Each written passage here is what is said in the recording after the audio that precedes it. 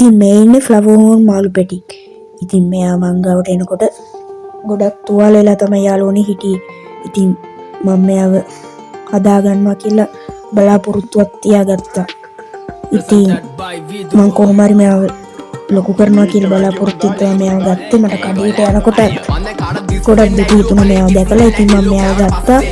මේ flower horn මාළු පැටිය. ඉතින් මෙයාට ගොඩක් තුවාල වෙලා තියෙන මාළු වෙනලා. ඉතින් අපි බලමු ටික දවසකින් මෙයාගේ පෙනුම කොයි වගේද කියලා. දැන් අපි මෙයා බෝතලෙට දාලා තියෙනවා.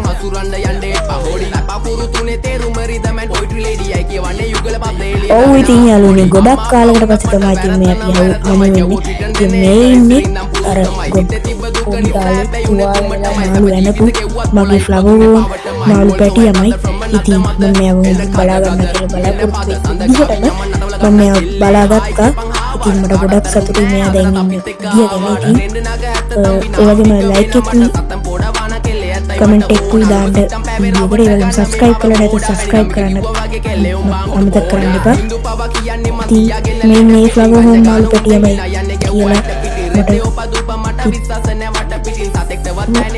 කියන්නේ මේ ෆ්ලවර් හෝන් මාළු පැටියමයි. ඉතින් මට මෙයා මේ විදිහට බලා ගන්න පුළුවන් එකක් ගොඩක් ඉතින් වීඩියෝ එක බලපු ඔයගොල්ලන්ට ගොඩක් ස්තුතියි.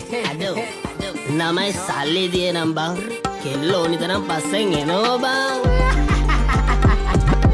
ආදරේ විසක් නම් විස නසනෝනේ විසෙමලු මලට මි මැස්සෝ වගේ කෙල්ලෝ මගේ පස්සෙමලු හඳ වටේ යද්දි මට මතක් වෙන්නේ එක්සමලු රූපේ දැක ගම මට සෙමත් එක කැසමලු. ආදරේ විසක් නම් විස නසනෝනේ විසෙමලු මලට මි මැස්සෝ වගේ කෙල්ලෝ මගේ පස්සෙමලු හඳ වටේ යද්දි මට මතක් වෙන්නේ එක්සමලු රූපේ දැක ගම මට සෙමත් එක කැසමලු. සැඩරල පාර මම නවතන්නේ මොහොතින් ෆේස් ස්මයිල් බැක් කැරිය සුන්වති